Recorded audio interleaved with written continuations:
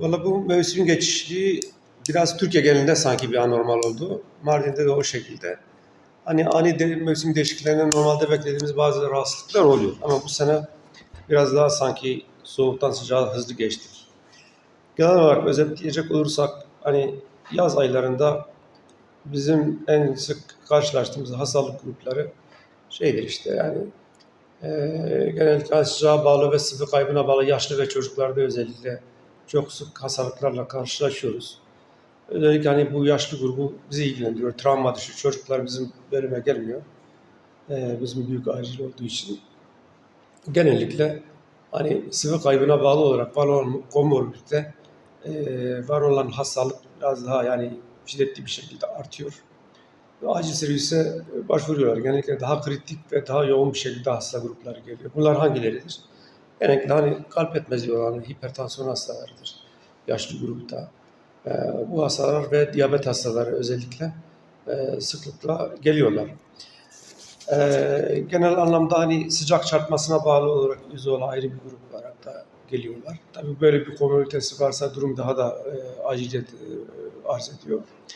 Bunun dışında ısırıklar geliyor. Yani yılan, akrep ısırıkları gibi durumlar diğer mevsimlere göre daha az ve çok geliyor. Bu da bayağı bir meşguliyet sebebi oluyor.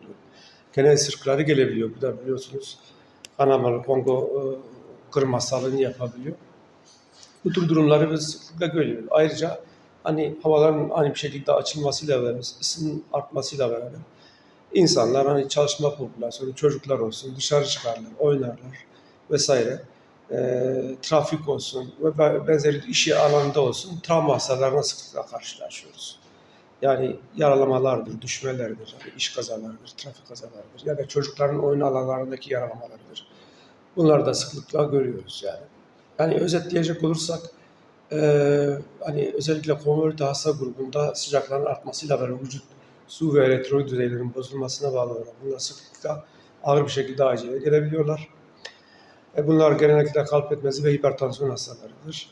Bunun dışında gıda zehirlemeleri falan sıklıkla oluyor. Yani ısının artmasıyla beraber genellikle hani besinlerin dışarıda kalma ömürleri biraz kısalıyor ve kontaminasyon riski artıyor. Kontaminasyon olasılığı artıyor. Zehirlenme olasılığı ortaya çıkıyor. Bunlar da sıklıkla geliyor besin zehirlemesi olarak. Çocukların oyun alanındaki yaralamalar, trafik kazaları ve benzeri durumlar sıklıkla karşılaştığımız durumlardır. Yani. Risk altındaki en sık grup yaşlı grubudur. Yani özellikle kalp yetmezliği olanların çoğu. Hani kalp krizi geçirme riski artıyor. Kalp yetmezliği derecesi artıyor. Hipertansiyon kontrol altındaki kontrol dışı oluyor. Çünkü kontrol edilemeyen bir elektrolit kaybı ve sıvı kaybı var ve bu da onları çok etkiliyor. Bilinç düzeyinde değişiklik, o inme geçirme riski artıyor. Bu hastalar özellikle diyelim ki diyabet hastasıdır. Bunların hani kontrol altındadır ama ısıların hani artmasıyla beraber bu diyabet de kontrol dışı çıkabiliyor. Yani bunlar da yine büyük bir risk grubu oluşturuyor. Koruma oyaları şudur, yani bu genel bir kural var. Hani yaşlı grubu özellikle hani sıcak saatlerde dışarı çıkmayacaklar.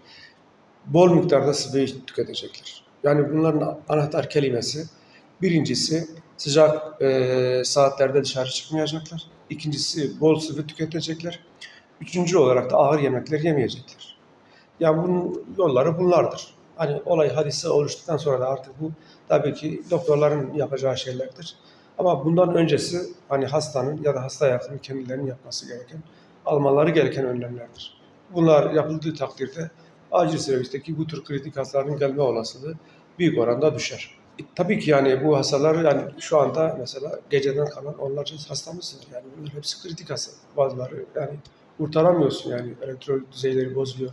Kompansasyon durumu bozuluyor, kalbin kontrol edilemiyor, hipertansiyonu vesaire. Yoğun bakımlar şu anda ondan dolayı bu hastalarla doludur yani. Bu şekilde söyleyebiliriz. Teşekkür ederim. Sağ olun. Teşekkür ederim.